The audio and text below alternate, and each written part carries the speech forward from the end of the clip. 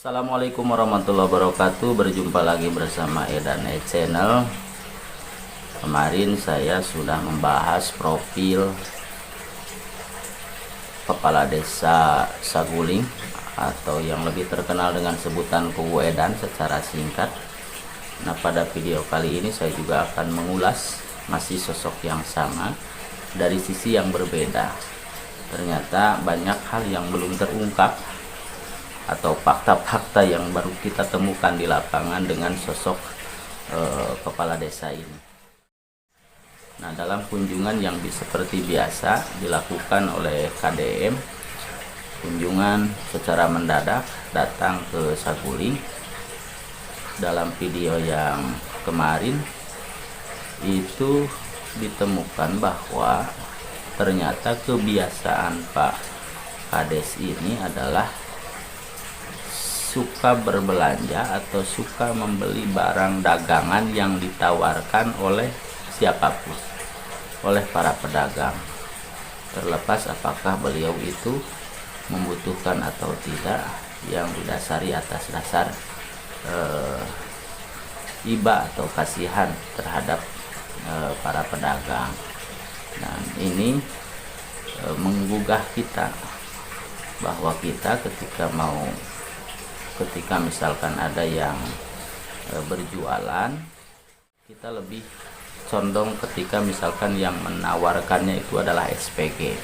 Nah, kalau SPG yang menawarkan, maka kita biasanya terhipnotis atau terayu gitu, untuk membeli barang dagangannya. Tetapi ketika misalkan yang dagangnya, yang pedagangnya adalah anak kecil atau misalkan orang yang tua renta atau yang lansia, kita sering mengabaikannya, bahkan menolak untuk membeli dagangannya.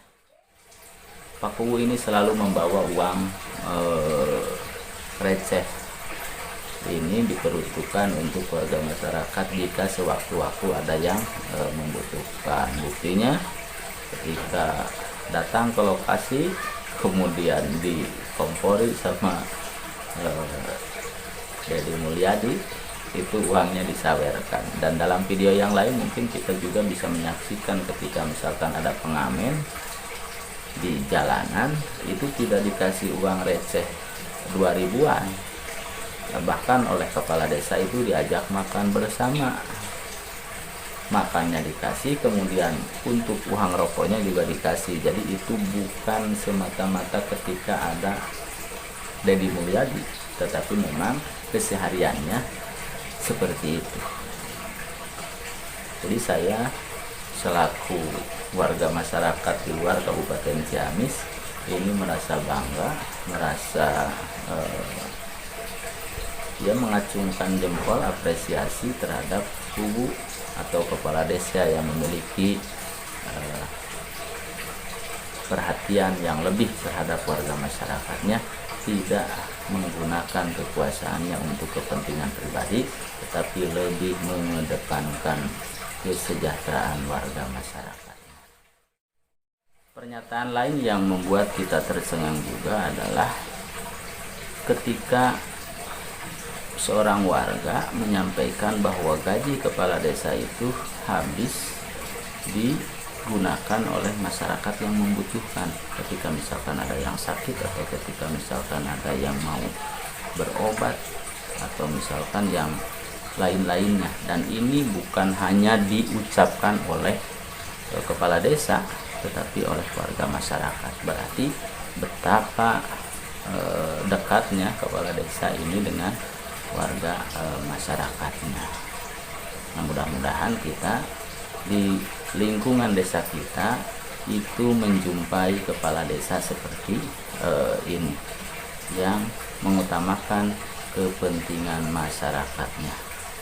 Jadi tujuan untuk mencalonkan diri sebagai kepala desa itu bukan hanya untuk mengambil keuntungan atau usaha, tetapi betul-betul adalah untuk mengabdi kepada masyarakat. Jangan sampai terjadi seperti di tetangga desanya, bahwa tetangga kecamatan masih masih di Kabupaten Ciamis bahwa ada salah seorang kepala desa yang diduga tersangkut masalah kasus perselingkuhan. Jadi kepala desa harus jadilah kepala desa yang berprestasi dalam hal yang positif, bukan berprestasi dalam hal birahi. Sama juga halnya misalkan ada di provinsi yang lain, di Kabupaten Serang itu ada kepala desa yang tertangkap karena melakukan korupsi dana desa.